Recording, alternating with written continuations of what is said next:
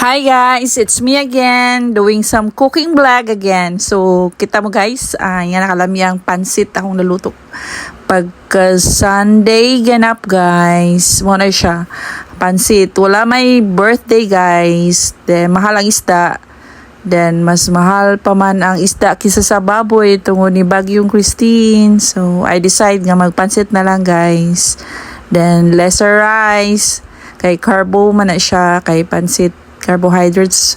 So, I'll teach you how unsay mga recipe to make it a perfect pancit pam-i guys. So, there, nag-prepare na ko, nag-marinate ako daan og pork, chicken, akong gisago guys, atay o balon-balonan sa manok guys. So, cabbage, carrots, oyster sauce, then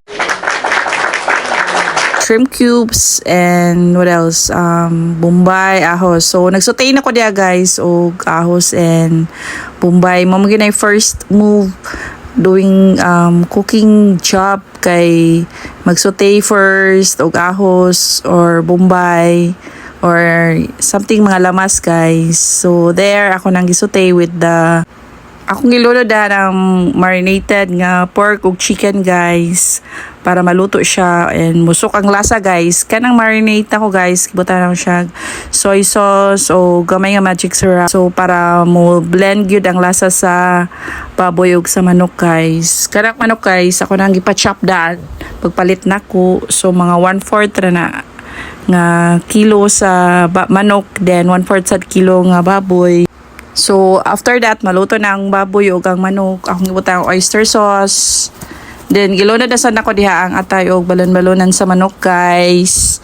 So, everything nga mga meat na diha, ako na nang ipabukalan para maluto siya tarong, guys. Then, after that, gilunod na ako ang carrots, cabbage, and sili nga atsal, guys. So, mix it well, mix it good. So, mekos-mekos lang ang peg, guys. Mekos-mekos until ma-cook na siya. Half cook lang, guys, ha. Kay para nang lami, crunchy ka po na inikaon. So, akong kitilawan, guys. So, yummy na siya. Dili na siya parat, guys, ha. Kay gibutangan ako ng sugar, pepper, cubes nga shrimp, and small magic syrup. So, yummy na ang blending na niya sa lasa niya, guys. Let it simmer mga 5 minutes guys until ma-cook lang ang meat ug ang mga meat ug ang biji nga gamay half cook. Mekos-mekos again. So kita na mo saan na siyang blend good guys sa bami.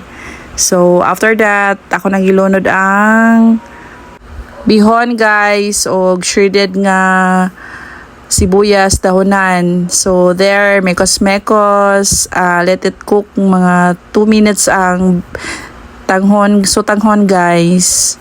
So tanghon gid siya unahon nimo luto guys kay mo man na siya dugay maluto kaysa sa kanton guys. So gimix na ko ang other half nga mga cabbage, carrots, and sili guys. So gikuhaan ako siya tubig guys. Mo na sikreto na ko nga ma-perfect ang blending sa kanton. Kay kanang watery nga side guys, ako lang na ilunod kung malunod na ang kanton guys. So let it simmer mga 2 minutes guys.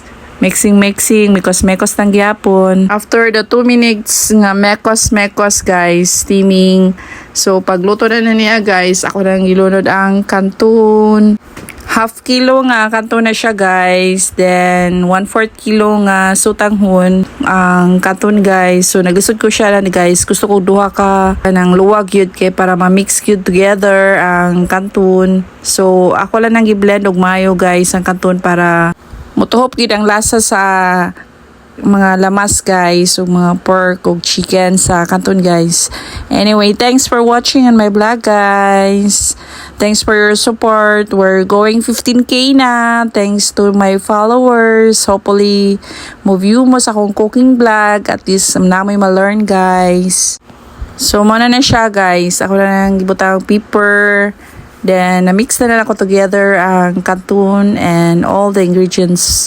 So, katong sa sabaw nga akong gikuha guys, ako na sad gi-mix diha. Hi guys! So, ato tilawan atong luto nga babi. First nga, I think successful nga luto. Kay last time, permi ko mabasa guys, karon dry na siya. Tama isa. Oh guys, oh.